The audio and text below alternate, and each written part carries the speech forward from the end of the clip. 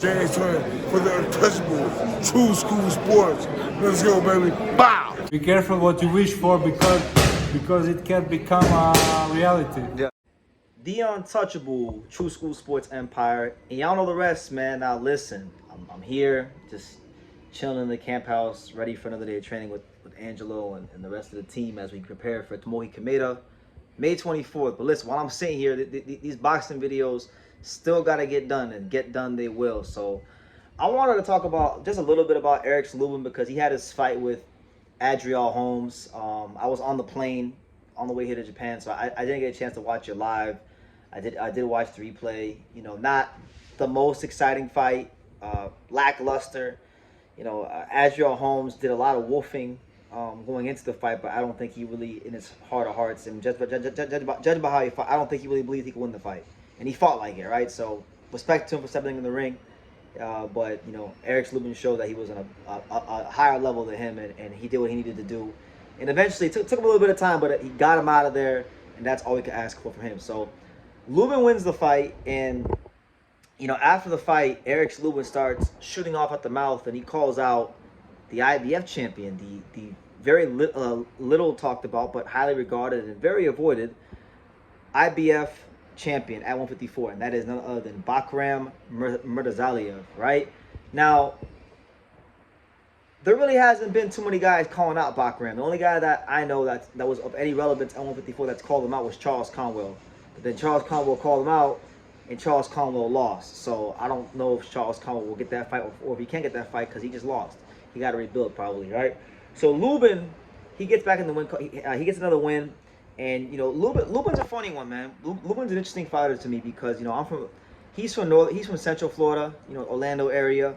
You know, I'm from South Florida, so, you know, we're not like right near each other, but, you know, he's dealt with some people in the South Florida boxing community. I've met him a couple times. You know, I remember back in the day when he turned pro, you know, there was a lot of hype about him. He's probably one of the more, I would say, over the last 10 years, as far as fighters from the state of Florida, there's been few, if any, fighters as hyped up as Erickson Lubin. Now, he hasn't had a terrible career by any stretch of the imagination. He's 27-2 with 19 knockouts. A lot of fighters will love that record. That's a very good record.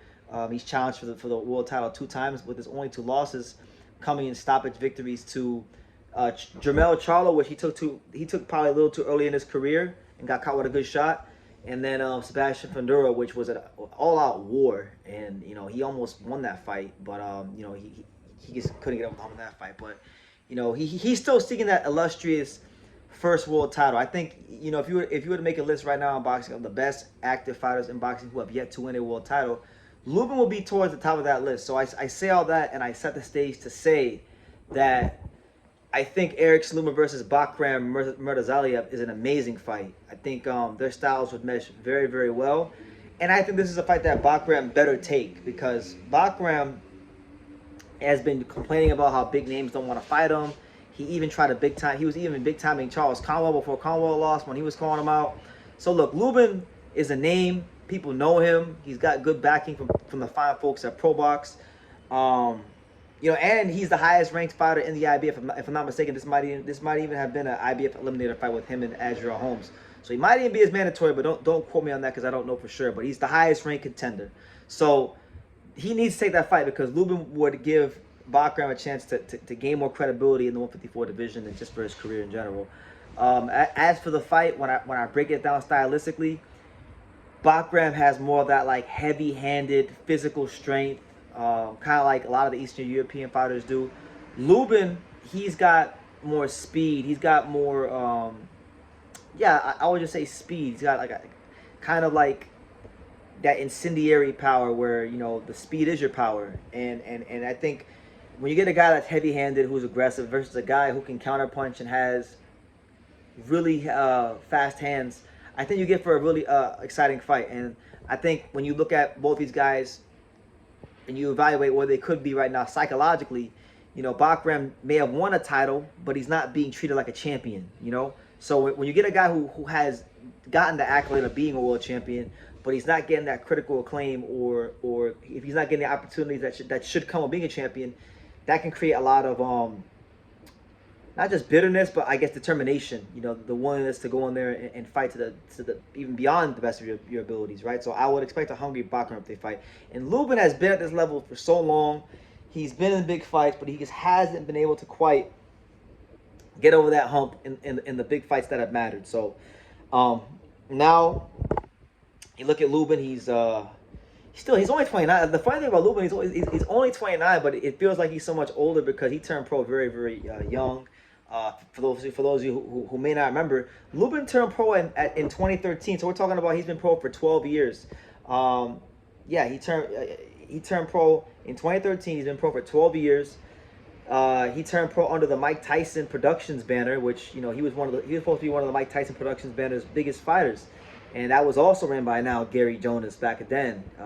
Gary Jonas had a big role in that, and so Gary's always been a part of Lubin's career from the end now to the beginning, the present to the past. You know, so it's gonna be a great fight, man. I think both guys got a lot to gain from that fight. I think that's an attractive fight for the 154 division. I think that's a fight that boxing fans would get excited about if it got made, because people know Erickson Lubin comes to fight. They know that Bakharm Murtazaliev definitely comes to fight when, judging by what he did against Tim Tszyu and just, you know, being one of those big, physical, strong, scary Russian type of fighters. So, yeah, I'm happy for Lubin to go in there and perform well against Adriel Holmes. And I just think stylistically, when you break down the 54 division, it's a great fight. And nobody's really calling out Bakharm, like, and I'm not just talking about the champions, right? Because even some of these contenders, like, for example, I haven't heard Xander Zayas call out Bakharm, and Xander been talking about Fundora, but the Fundora fight fell out. I haven't heard Xander get vocal about Bakharm. He's not asking for that fight. And if he has, show me where he has. Sergey Boychuk, I don't have any doubt that he'd fight Bakharm, but he hasn't exactly been the most vocal about that. Nobody's getting overly vocal about Bakharm in this weight class except Erickson Lubin. So he's saying that I guess they got a deal in place to fight soon. Hopefully it gets signed, because I think both these guys at this point, they need each other. I think Erickson Lubin needs Bakharm to give him the opportunity to fulfill what many people thought he was all those years ago in 2013 when he turned pro and becoming a world champion. And Bakharm needs Erickson Lubin for further credibility, so that if he beats him, he can get the even bigger fights that he wants. So yeah, that's my take. You know, shout out to Lubin on a good finish to the Adriel Holmes fight, but it was a bit lackluster, so he's got to get better. But nonetheless, I think when he fights Bakharm, you should expect his best, because that's a fight where he'll need it. So leave your comments down below. What do you guys think about Erickson Lubin calling out Bakharm, and how do you think that fight goes? Leave your comments down below. Make sure you guys take the time to subscribe. And like I say in every single one of these videos, you can love me or you can hate me, but I'm just a kid from Daniel. So until next time, take care, guys. Thank you for watching another video on the untouchable True School Sports Empire. I'm in the fight capital of the world, Las Vegas, Nevada, and we got a monster in town. For more great boxing content from America to Japan and everywhere else in between, make sure you guys subscribe, stay tuned, and keep it locked.